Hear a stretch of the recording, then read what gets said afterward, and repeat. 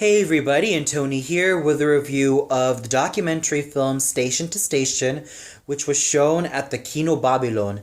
This film was directed, produced, and shot by Doug Aitken, and sharing the production work and the cinematography work were Chris Totushek, Alex Waite, and Corey Walter, respectively, and this film was edited by Austin Meredith. Now, going into this film, I was not so sure of what to make of it because I did see that this was showing at the Kino Babylon, so I thought it would be rather interesting. And I wasn't so sure what to make of it at first because I never heard about this film. It didn't really cross my mind because even though this film was about a year old, I didn't even know that it even existed. So I went into this film with no expectations whatsoever until I saw all 71 minutes of this film, and I was just completely immersed from beginning to end. So let's find out what really made this film pretty much worthwhile for me. So let's start out with the story. Now, this film doesn't have so much of a story, but a series of vignettes, like ranging from artist to artist. Like you have like different types of artists telling what they feel art is all about, or what they feel their work, or what they feel what they're doing is all about. And some people, like in this film, say that, they don't really think of themselves as artists, but they enjoy what they're doing, and they can't really tell if it's art to people outside. And you really get to see like a lot of what people think about it. And it's not just them just talking and just making this film kind of, pedantic. But you also get to see them performing. You get to see them how they live their lives. I mean, you might think that at first glance, you might think, okay, you could just see like the train going like 4,000 miles traveling to a different states.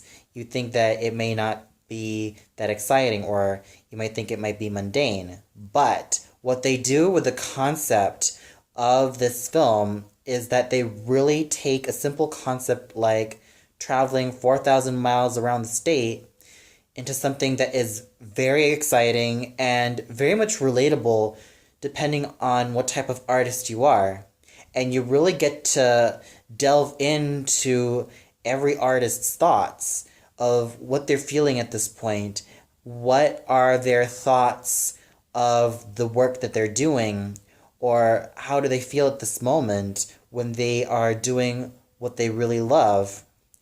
And every moment, even though some stories may not be connected to each other, they feel like they can, because if there's one thing that really connects each vignette, it's pretty much this: an artist's trials and tribulations and how they fit in with the world, and how they make the world even more colorful than it is, and how they make the world an exciting place to live in, all thanks to their art and creativity, and not to mention how they would always go out of the box in order to make something and even do something that is totally worthwhile, not just for their own personal gain, but for the just for open-mindedness, and even for like a sense of breaking boundaries, and for a lot of other things that can really help people like open their minds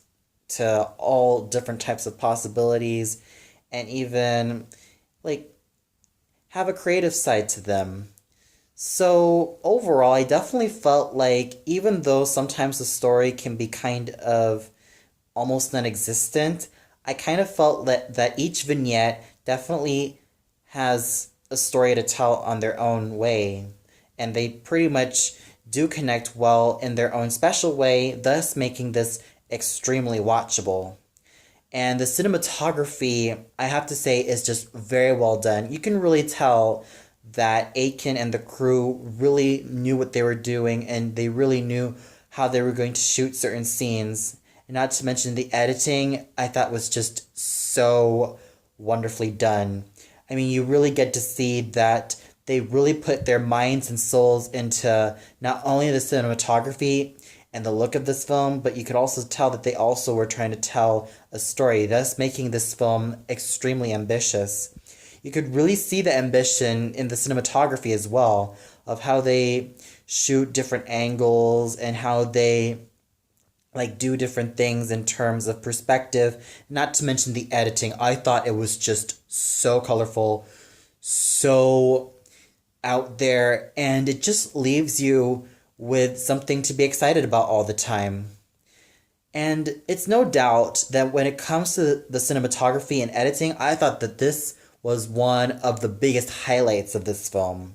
You really get to see that the editors really go all out in like trying out different styles, different colors, and even trying out different things just to really make this film come alive and just make this film burst visually. And this, I have to say, was just awesome to watch from beginning to end.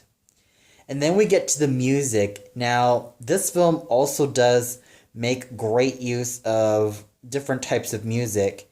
I mean, you even have singers of different genres of music, mostly specializing in indie rock, indie music, and even some soul music, blues, different styles of music.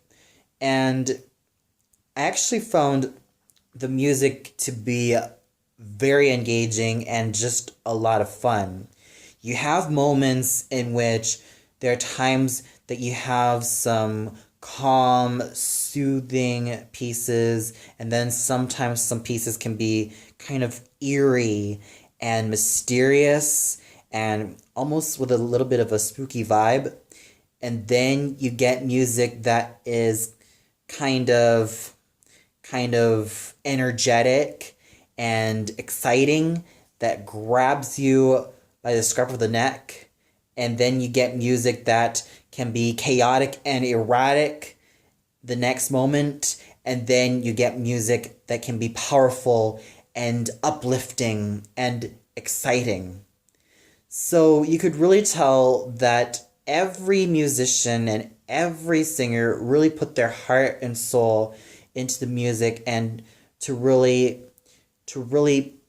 give this film a feel and a certain vibration and energy that can just keep me alive. Not to mention all the interviews and all the montages, especially the performances from different artists like Mavis Staples, Giorgio, who was that? Giorgio Moroder, Ariel Fink, Cat Power, Patti Smith, and many, many others.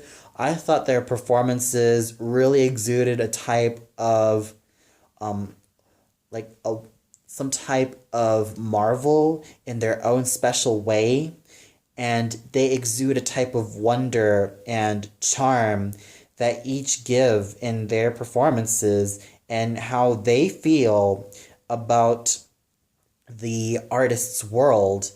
And it's presented in a way that doesn't sound so hoity-toity, but rather in a way that you could really see that, okay, these are real people talking about, well, how they feel about it. They're not playing characters.